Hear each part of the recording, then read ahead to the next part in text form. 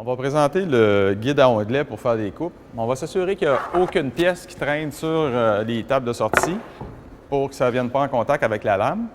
On va utiliser une pièce ici. Quand on travaille avec le guide à onglet, si on incline dans ce sens-là, notre main est très, très proche. On voit.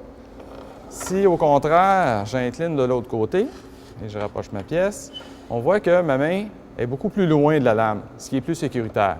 Fait qu'on va toujours utiliser un angle extérieur. Fait que je fais une coupe.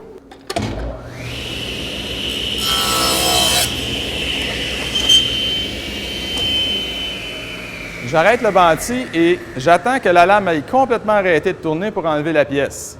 C'est très important pour ne pas avoir de blessure. J'attends l'arrêt complet et on prend l'habitude d'utiliser une pièce de bois, pas mettre nos mains en contact au cas où on irait trop vite.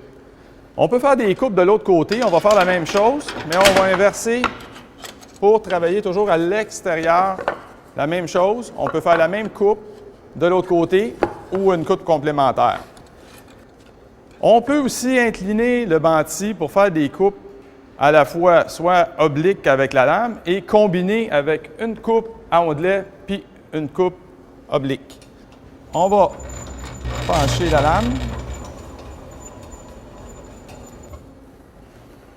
On va remettre ça ici. On serre bien. Et là, on va voir que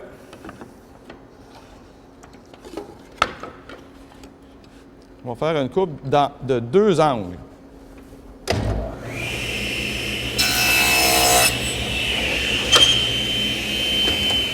Fait que là, on a sur notre pièce une coupe à la fois en onglet et en biseau.